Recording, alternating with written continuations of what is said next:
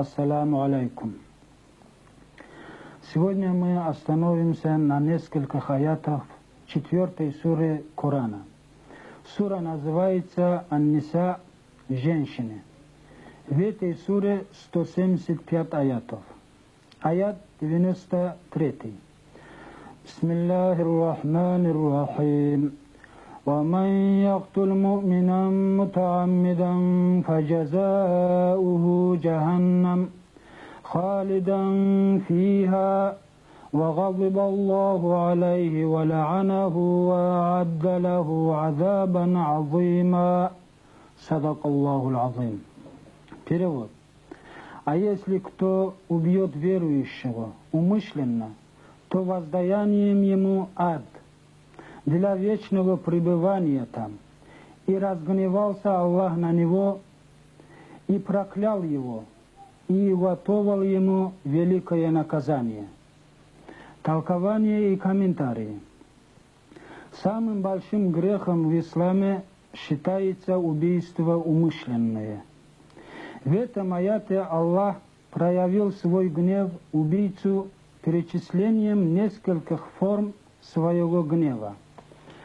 Сперва Аллах обещал убийцу ад, затем ужесточил свое обещание с тем, что убийца останется в аду навечно. Но и на этом гнев Аллаха на убийцу не успокоился, и он продолжил проявлять свой гнев по отношению к убийцу со следующими словами. «И разгневался Аллах на него, и проклял его, и уготовил ему великое наказание». Как говорится, комментарии излишни. И горе тому, кто идет на убийство ради денег или кресла, или на основе бытовых отношений, забыв своего Творца, забыв то вечное наказание на том свете ради достижения подлых и низких желаний здесь, в этом грешном, коротком свете. К большому сожалению, сегодня Дагестан, хоть и считается мусульманской страной, в нем, а точнее в людях Дагестана, не осталось мусульманского. Нет дня без убийства, без разграблений. Кто эти люди? Мусульмане, а точнее не мусульмане с мусульманскими именами. Аллах им судья, у этих людей нет Бога. Аят 135. Бисмиллахир-рахманир-рахим. يا أيها الذين آمنوا كونوا قوامين بالقسط شهداء لله ولو على أنفسكم أو الوالدين والأقربين إن يكن غنيا أو فقيرا فالله أولى بهما فلا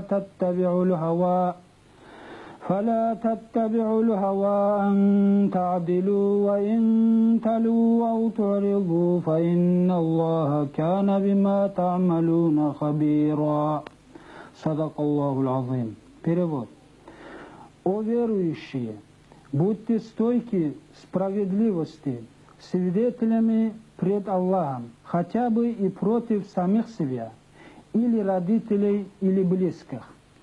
Будто богатый или бедный, Аллах ближе всех к обоим. Не следуйте же страсти, чтобы не нарушить справедливости. А если вы скривите или уклонитесь, то Аллах сведущ в том, что вы делаете. Толкование и комментарии. Аллах сам источник справедливости и требует от нас справедливости и правду. Даже если эта правда оборачивается против самого себя или родителей, или близких. И требует от нас не поддержать богатого в споре с бедным, соблазнившийся его богатством, и не поддержать бедного в споре с богатым от сочувствия к нему. А быть всегда на стороне правды, в чьей бы стороне она не была. и предупреждает нас в том, что если мы будем следовать своим страстям и будем лжесвидетельствовать или уклоняться от свидетельства, то Аллах знает наши деяния, и каждый получит в судный день по заслугам.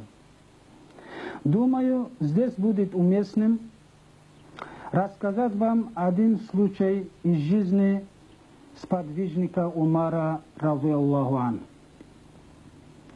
В один день, когда правитель правоверных мусульман Умар принимал граждан по их личным делам, к нему вошла женщина, держа в руках грудного ребенка. Она сказала, что это ребенок вашего сына, и содержать его следует вам. Амар удивленно спросил у нее, каким образом этот ребенок, которого он видит впервые, оказался его внуком.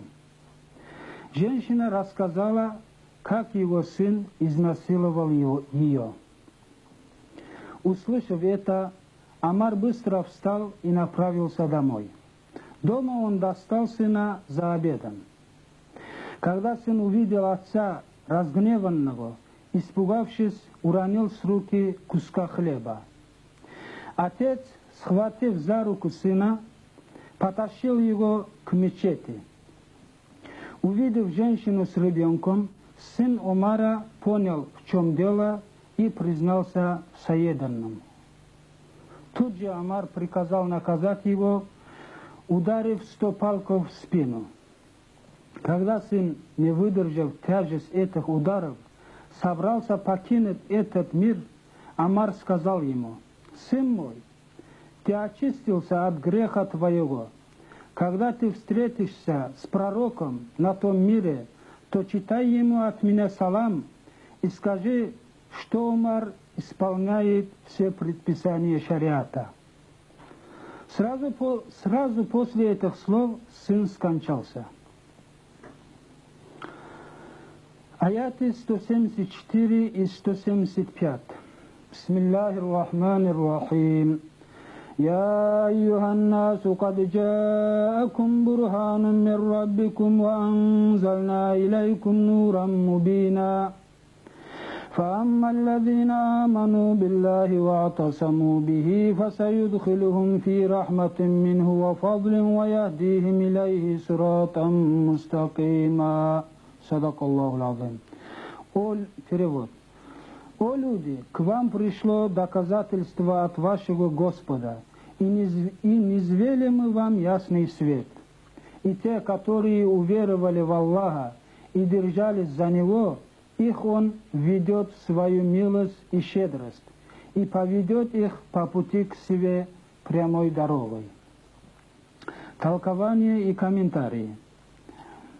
В этих двух аятах Аллах напоминает людям, что Он послал к ним пророка Мухаммада, саллаллаху алейхи вассалям, и низвел им Коран.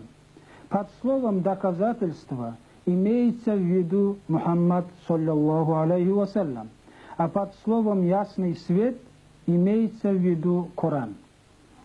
Причина названия Мухаммада, саллаллаху алейхи вассалям, доказательством – это потому, что у него было много му'джизатов, подтверждающих его пророческую миссию. Слово «му'джизат» означает «чудо», а причиной названия Корана «ясным светом» является то, что Коран наподобие света, освещающего темноту, освещает истинный путь Аллаха, по которой должны идти его рабы. Путь Аллаха состоит в том, чтобы поверить в единого Бога, всем посланникам Бога и всем книгам, ниспосланным Богом к пророкам. Если, поверив в это, и будет держаться за Аллаха, обращаясь к Нему с просьбой помочь Ему в закреплении на пути Аллаха, помочь Ему остерегаться от пути шайтана, то Аллах непременно примет его и введет его в свою милость и поведет его по пути прямой. Хочу обратить ваше внимание на слова что Аллах поведет своего раба по пути прямой, когда он попросит у Аллаха. То есть, когда человек оставит свою гордыню и будет искать помощи, уйти от заблуждения у Аллаха. «Фадкуруни адкуркум» – «Упоминайте меня, и я упомяну вас», сказано в Коране. К сожалению, есть такие люди, когда им говоришь «делай намаз», они говорят: «Если Аллах захотел бы, чтобы я молился, Он меня поставил бы это в сердце». Какое легкомыслие, какая гордость! Ты не гордись попросить у Него, Он не гордится откликнуться к тебе. О Аллах, без Твоей помощи мы ничтожество. Направь же нас на путь прямой. Амин. Вассаламу алейкум рахматуллахи ва баракатуху.